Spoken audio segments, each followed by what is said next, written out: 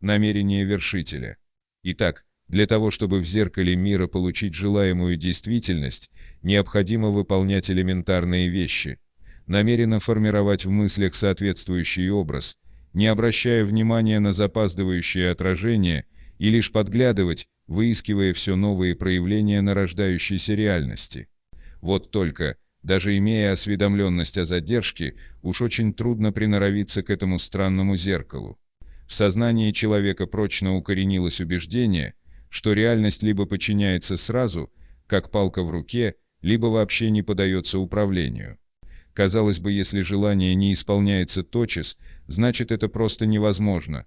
Чего нельзя, того нельзя. И человеку остается только мечтать и относиться к магии как к чему-то запредельному, недоступному. Мы все привыкли, что магия стоит особняком от реальности. Мир фэнтези пребывает где-то там, в воображении, а реальная жизнь протекает здесь, от нее никуда не денешься и ничего не изменишь. Маги и экстрасенсы тоже обитают в своем особом мире, а мы, обыкновенные люди с обычными проблемами, маемся тут, в этой серой действительности. Но на самом деле магии никакой не существует, есть лишь знание принципов дуального зеркала. Это знание лежит на поверхности. Оно настолько бесхитростно и обыкновенно, что по всем канонам не может быть волшебным. Но все же и лампа Аладдина имела вид обыкновенной старой жестянки, и чаша Грааля была не из золота. Все великое и непостижимо, просто ему незачем красоваться или прятаться. Пустое и бесполезное, напротив, всегда скрывается под покровом значительности и тайны. Магия, лишенная сказочных атрибутов и внедренная в будничную жизнь, перестает относиться к области мистического и загадочного. Волшебство теряет свою завораживающую таинственность, поскольку ему находится место здесь, в повседневности. Но вся прелесть этой трансформации заключается в том, что повседневная действительность, в свою очередь, перестает казаться обыденной и превращается в незнакомую реальность, которой можно управлять как сновидением наяву. И требуется для этого лишь соблюдение зеркальных принципов. Положим, вы уже знакомы с трансерфингом и умеете работать с целевым слайдом. Но вот, время идет, а ничего не происходит. Ощущение такое, будто отправил письмо, а ответа все нет и нет. Разум начинает беспокойно ворочаться, ему не терпится. А может, я что-то делаю неправильно. А может, и вовсе ерунда все это. На самом же деле мир не стоит на месте, идет процесс материализации отражения в зеркале. Просто этот процесс незаметен, потому и кажется, что ничего не происходит. В такой момент чаша весов разума колеблется между знанием о том, что зеркало реагирует с задержкой, и старой привычкой наблюдать почти мгновенную корреляцию между непосредственным действием и следующим за ним результатом. О чем думает разум, если результата не видно? О том, что действие неэффективно или неправильно, а что в таком случае отражает зеркало? Верно. То же самое. Таким образом процесс замедляется или уходит в сторону. Можно представить примерно такой диалог разума с миром. «Хочу игрушку». «Конечно, голубчик, ты хочешь. Но ты же обещал». «Ну да. Ты просил, и я сказал, что будет тебе игрушка. По-моему, тебя вполне удовлетворило то, что она будет. Ты все не так понял. Я хочу игрушку сейчас, сию минуту». «Да нет, я все понимаю, ты хочешь ее сейчас». «Ну так где же игрушка?» «Действительно, где?» «Похоже, кто-то из нас идиот». «Несомненно». «Проклятие! Я совсем забыл, что ты всего лишь глупое зеркало. Как там с тобой обращаться?» «А, вот, вспомнил. Ты даешь мне игрушку». «Ладно, ладно, мой хороший. Ну так что, мы отправляемся за ней. Конечно, золотко, иди ко мне на ручки». И вот они трогаются в путь за желанным подарком. Теперь остается лишь набраться терпения и посвятить свое время радостным приготовлениям. Душа поет, а разум удовлетворенно потирает руки. Отчего не быть довольным? Ведь они с миром идут за игрушкой.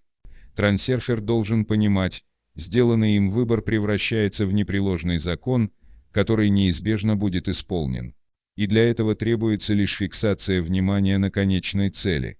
Но человеку вечно все не так. «Слушай, а туда ли мы идем?»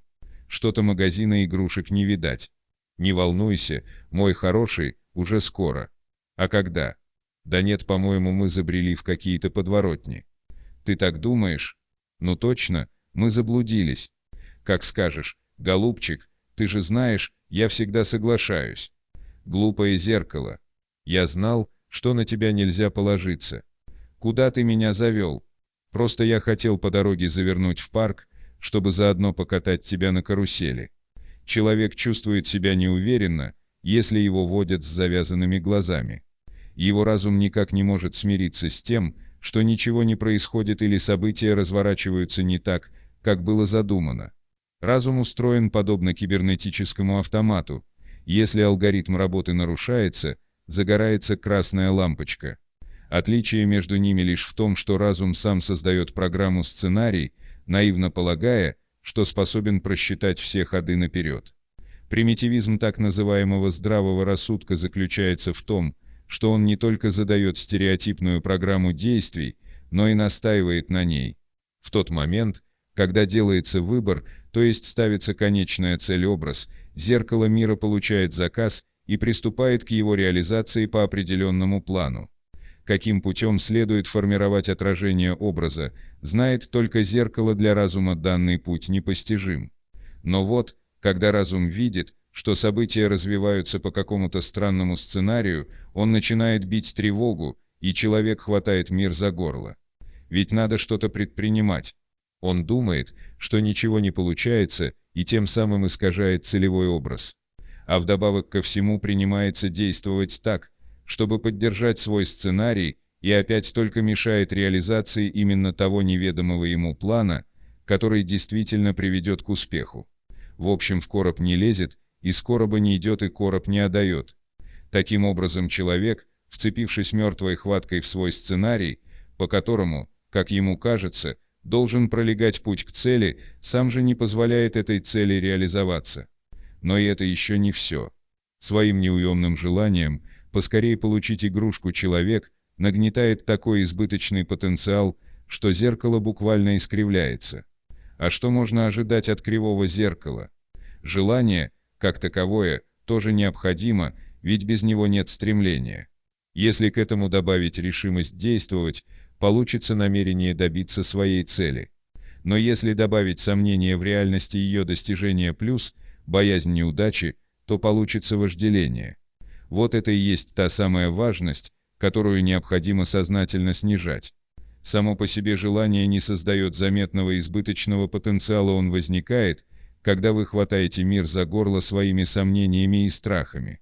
Человек обычно рассуждает следующим образом: «Я хочу, но опасаюсь, что ничего не выйдет, или сомневаюсь, получится ли». Находясь под гнетом ответственности перед самим собой за победу или поражение, он предъявляет себе и миру жесткие условия. От мира ожидает, от себя требует. В результате получается тройное искривление зеркала: «хочу, боюсь, не отпускаю». Кривой трильяж. Если вы думаете, что намерение – это решительный настрой потребовать от мира то, что вам якобы причитается, вы ничего не получите. И если вы будете просить у мира то, что хотите, опять останетесь ни с чем. Поймите, все, что вам нужно, это сделать заказ и позволить миру исполнить его. Ведь вы просто не даете ему это сделать, потому что требуете, просите, боитесь и сомневаетесь. Мир в таком случае тоже чего-то требует, просит, боится и сомневается, то есть совершенно безукоризненно отражает ваши отношения. Ведь он всего лишь зеркало. Необходимо прочувствовать это. Отпустить мир, позволить ему быть для вас комфортным прямо сейчас. Это зыбкое, мимолетное ощущение, оно быстро проходит, но вы должны его поймать. Представьте на мгновение невероятную вещь: враждебный, проблемный, трудный, неудобный мир вдруг становится для вас радостным и комфортным. Вы позволяете ему это. Вам решать. Вопрос не в том, чтобы быть счастливым по определению, а в том, чтобы впустить счастье в свою жизнь. Мы счастливы ровно настолько, насколько допускаем для себя возможность невероятной удачи. Нужно не заставлять себя быть счастливым, а позволить себе такую роскошь. Просто доверьтесь миру, он лучше знает, как добраться до цели, и сам обо всем позаботится. Ведь вы же не беспокоитесь о том, каким образом обычному зеркалу удается так изумительно точно воспроизводить образ. Стоя перед ним, вы думаете лишь о том, что вам хотелось бы видеть в отражении. Вот и зеркало мира работает так же безупречно, только с задержкой. Ну а на тот случай, если вам не удастся проникнуться убежденностью, что на мир действительно можно положиться, имеется еще два зеркальных принципа. Возможно, действовать по инструкции для кого-то будет даже легче. Но прежде чем познакомиться с шестым и седьмым принципами, давайте вспомним пятый. Предположим, вы определили свою цель и приступили к систематической работе с целевым слайдом. Вы осведомлены, что результаты не могут прийти мгновенно. И все же разум начинает беспокойно ерзать. Время идет, а ничего не происходит или происходит совсем не то, что ожидалось. В такие минуты, когда сомнения вот-вот овладеют всеми мыслями, активизируйте свою осознанность. Ведь вы забыли правила, оглянешься — окаменеешь. Внимание должно быть зафиксировано на конечной цели, как будто она уже достигнута. Мир движется к вам навстречу до тех пор, пока вы сосредоточены на образе. Но стоит вам повернуться к отражению в зеркале, где творится бог весть что, или вообще ничего, как мир тут же останавливается, а вы опять возобновляете свой изнурительный и бесплодный бег по зеркальному кругу. Вам придется постоянно напоминать своему разуму о том, что зеркало работает с задержкой, и ему требуется определенная пауза для формирования отражения, то есть воплощения образа в действительность. Во время паузы нужно неуклонно стоять на своем, верить в успех в условиях, когда кажется, что все летит в тартарары. Насколько хватит дерзости не поддаться унынию, столько и получите. Вот это и есть настоящая магия, лишенная волшебных атрибутов, но обладающая реальной силой. Оглядываться на зеркало, то есть выражать свое отношение к происходящему, следует лишь с тем, чтобы подметить позитивные сдвиги и позволить себе испытать приятное удивление. Другими словами, ваши глаза должны быть широко открыты на все, что свидетельствует о движении мира в направлении к цели, и наглухо закрыты на сопутствующие и неизбежные негативные проявления. Если хватает выдержки не оглядываться, то, как правило, результаты превосходят все ожидания. Вам не только дадут игрушку, но и на карусели покатают, и мороженым угостят. В самом общем смысле правила обращения с зеркалом можно сформулировать в следующей форме. Смотрясь в зеркало, нужно двигать не отражение, а сам образ, свое отношение и направленность мыслей. Другими словами, двигать собой, а не пытаться ухватить отражение, подобно тому, как это делает один котенок, играющий со своим двойником, но не понимающий, что это он сам. В песне известного музыканта и философа Бориса Гребенщикова есть такие слова: «Она может двигать собой в полный рост». Крутанувшись вокруг своей оси, вы наблюдаете, как мир начинает медленно и с запозданием поворачиваться вслед за вами. Вы не спешите хватать его, чтобы принудить вертеться. В этом разница между внутренним и внешним намерением. Внутреннее намерение заставляет вас пытаться воздействовать на отражение. Внешним же намерением вы оставляете в покое зеркало и концентрируете внимание на образе своих мыслей, тем самым получая в распоряжение реальную силу, способную двигать миром. «Мама, что мы будем делать, когда она двинет собой?» Секрет силы заключается в том, чтобы отпустить хватку. Человеческий разум — малейшие непредвиденные им обстоятельства, а также самое незначительное отклонение от своего сценария встречает в штыки. За этим незамедлительно следует столь же естественная, сколь и примитивная реакция попытаться исправить положение, то есть возразить, отказаться, стоять на своем, спорить, делать резкие движения, что-то активно предпринимать и так далее. В общем, разум хватается за отражение и старается гнуть свою линию. Конечно, если внимание приковано к зеркалу, возникает иллюзия, что стоит лишь протянуть руку, и реальность, ведь она здесь, перед носом, сразу же подчинится. Не тут-то было.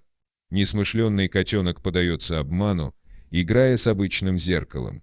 Но человек, стоящий в сознании на ступень выше, попадает в ту же ловушку. Разница лишь в том, что иллюзия дуального зеркала более изощренна, и только. Так вот, необходимо убрать руки прочь от зеркала и позволить миру двигаться. В большинстве случаев вовсе и не требуется предпринимать активные действия, вполне достаточно гибко и мягко следовать происходящему. Как известно из книги «Трансерфинг реальности», течение вариантов, если ему не мешать, направляет ход событий по наиболее оптимальному руслу. Примитивный разум склонен лупить руками по воде и грести против течения, отстаивая свои представления. Теперь, чтобы освободиться от иллюзии, нужно повернуть узколобое намерение разума в обратную сторону, пусть он динамично корректирует свой сценарий, включая туда все непредвиденное. Такая задача для него непривычна, но это единственное действенное средство, позволяющее выйти из роли котенка.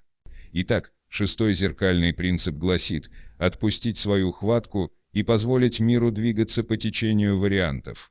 Внутреннее намерение меняет свое направление на противоположное, что приводит к парадоксу. Отказавшись от контроля, вы получаете реальный контроль над ситуацией. Взгляните на все, что вас окружает, глазами наблюдателя. Вы являетесь участником пьесы и в то же время играете отстранение, подмечая любое движение в окружающей обстановке. Вам что-то предлагают, не спешите отказываться. Получаете совет, попробуйте над ним поразмыслить. Слышите чужое мнение, не торопитесь вступать в дискуссию. Вам кажется, что кто-то делает что-то не так, ну и пусть. Обстоятельства изменились, не нужно бить тревогу, попробуйте принять изменения. Чем бы вы ни занимались, действуйте так, как будет проще всего. Стоите перед выбором, отдавайте предпочтение варианту, который дается легче. Это не значит, что нужно тотально со всем соглашаться. Одно дело, закрыв глаза, отдаться во власть уносящего тебя потока, и совсем другое намеренно и осознанно двигаться по течению. Вы сами поймете, где следует натянуть вожжи, а где сознательно дать слабину. Отпустите мир и наблюдайте за его движением. Следите за ним как мудрый наставник, оставляющий отроку свободу выбора, лишь изредка подталкивая в нужном направлении. Вы увидите, как мир закрутится вокруг вас. Теперь мы подошли к тому, чтобы познакомиться с последним, самым главным и наиболее мощным зеркальным принципом. Наряду с безупречной отражающей способностью зеркала имеет одну особенность: правое в нем становится левым, а пространство, убегающее вдаль, на самом деле движется в обратную сторону. Люди давно привыкли к такому свойству и научились в уме делать преобразование иллюзии в реальность. Но с иллюзией дуального зеркала разум до сих пор не умеет справляться. Проблема заключается в склонности человека в хорошем видеть плохое, позитив обращать в негатив, а свое же благо интерпретировать как злой рок. На самом деле мир не расположен строить козни. Неприятности не являются нормой, потому что на них всегда расходуется больше энергии. А природа не тратит энергию впустую. Течение вариантов всегда идет по пути наименьшего сопротивления. Можно сказать, оно следует путем удачного стечения обстоятельств. Основную массу проблем создает сам человек, когда лупит руками по воде и гребет против ровного потока. Но главное то, что склонность к негативизму порождает соответствующий образ, который зеркало воплощает в действительность. Помните, мир всего лишь безупречно отражает ваше отношение к действительности. Каким бы мрачным ни казалось отражение, оно станет еще хуже, если вы отнесетесь к нему как к негативному. Точно так же негатив обратится в позитив, если вы своей волей объявите его таковым. Любое обстоятельство или событие несет в себе как нежелательный, так и полезный для вас потенциал. Выражая свое отношение на этой развилке, вы определяете дальнейший ход событий в удачную сторону или нет. При любых, даже самых неблагоприятных обстоятельствах вы в конечном итоге всегда останетесь в выигрыше, если будете выполнять седьмой зеркальный принцип – всякое отражение воспринимать как позитивное. Что бы там ни было, вам не может быть точно известно, является ли это для вас благом или злом. Выбирайте же для себя лучшее. Более того, когда все складывается благополучно, нужно не принимать это равнодушно, как само собой разумеющееся, а встречать с радостью, заостряя свое внимание на том, что все идет прекрасно. Что бы ни происходило, все идет как надо. Это есть не что иное, как известный принцип координации намерения и его действия, подробно описано в первой книге трансерфинга. Например, вы столкнулись с какой-то проблемой. На развилке только вам решать, объявить ее сложной или простой. Склонность к негативизму и усталость от трудной жизни заставляют согнуться под гнетом проблемы и мрачно констатировать: «Ох, как тяжело! Очень сложная задача». А мир тут же соглашается. «Как пожелаешь, голубчик». Он всегда соглашается. А коли так, сделайте наоборот, скажите себе: все решается очень просто. Хоть через силу назовите эту проблему простой. Пусть это будет постулат. Ведь проблему в сущности делает сложной одна небольшая мелочь, сопутствующая обстоятельства. Так вот, эта мелочь определяется вашим отношением. И мир опять будет на все согласен. Что бы ни происходило. Все идет прахом. Да нет же, говорите вы, все просто замечательно. И с видом полного идиота, как может показаться здравомыслящему человеку, удовлетворенно потираете руки: так, очень хорошо, или хлопаете в ладошки, или прыгаете от радости. И тогда в скором времени вы обнаруживаете, что действительно, обстоятельство, казавшееся неудачным, на самом деле играет вам на руку. Данное свойство зеркала всегда действует настолько неожиданно и удивительно, что к этому невозможно привыкнуть. Всякий раз, когда поражение на ваших глазах начнет оборачиваться победой, вы будете испытывать ни с чем не сравнимый восторг, когда хочется воскликнуть: «Нет, этого не может быть. Какая-то мистика». А ведь раньше, с точки зрения здравого смысла, вы рассуждали совсем иначе, оттого и получали все тяготы и лишения жизни по полной программе. С этого момента всякий раз, сталкиваясь с любой неприятностью или проблемой, вспоминайте о том, что мир в любом случае соглашается с вашим отношением к происходящему. Как скажешь, мой хороший. Вы можете себе представить, чем отныне владеете. Вам больше нет надобности надеяться и ждать, когда синяя птица соизволит вас навестить, а колесо фортуны повернется в нужную сторону. Вы владелец своей удачи. Своей волей вы объявляете любое событие или обстоятельство благоприятным, играющим в вашу пользу. Это не упование на добрую волю мира, который заботится из любви к вам. Ведь мир — бесстрастное зеркало, и если он заботится, то лишь потому, что вы так в него смотритесь. Это не уверенность, которую обстоятельства могут в любой момент поколебать. Это не самонадеянность, основанная на слепой вере в успех. И даже не оптимизм как черта характера. Это намерение вершителя. Вы сами формируете слой своего мира, вершите свою реальность. Вы вершитель реальности, если умеете двигать собой, предоставляя также и миру свободу движения. Двигать собой значит следовать трем последним зеркальным принципам. Вершитель — это не столько активный деятель, сколько наблюдатель. Не подчинить, а позволить — вот чем отличается его воля. Теперь вы знаете, как обращаться с этим удивительным дуальным зеркалом. Вам больше нечего опасаться в мире, который другие считают враждебным, проблемным и несговорчивым. Он ваш. Возьмите его за ручку и скажите себе: «Мы с моим миром идем за игрушкой.